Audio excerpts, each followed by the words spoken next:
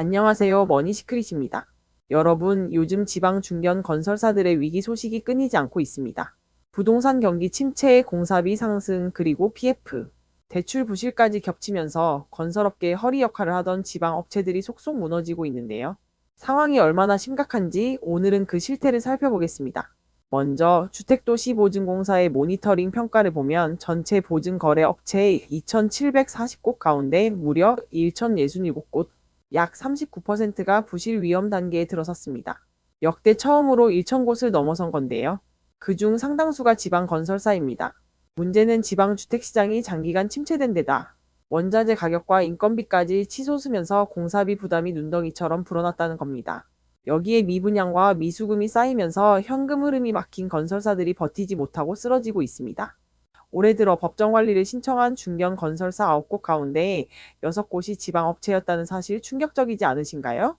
충북 충주의 대흥건설, 경남 김해의 대저건설, 경북 경산의 홍성건설, 부산의 삼정 ENC와 삼정기업, 그리고 광주의 영무토건까지 이름만 들어도 지역을 대표하던 업체들이 법정 관리로 들어갔습니다. 실제 공사 현장도 멈춰 서고 있습니다. 예를 들어 경기 양주시 은현면의 아파트 단지는 시공사, 영무토건이 법정 관리에 들어가면서 공정이 멈춘 상태입니다. 또 강원 춘천의 시온 숲속의 아침뷰 아파트 역시 80% 완공을 앞두고 시공사와 시행사가 줄줄이 모두 처리되며 공사가 중단됐습니다. 이런 사태는 지역 경제에도 직격탄을 날리고 있습니다.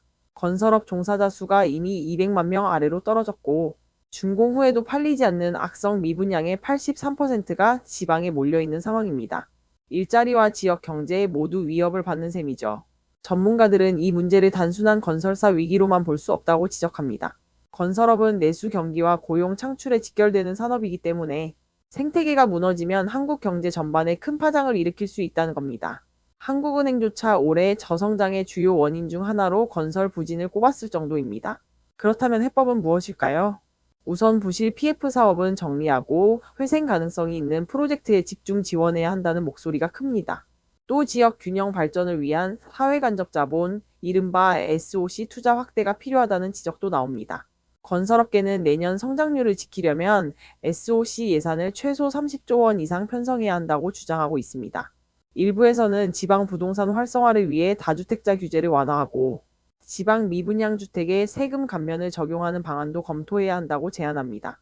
지금의 건설업 위기는 단순히 기업 몇 곳의 부도 문제가 아니라 지역 경제와 고용, 더 나아가 한국 경제 전체와 연결된 문제입니다. 지방 건설 생태계를 살리기 위한 해법, 이제는 시급한 과제가 되었습니다.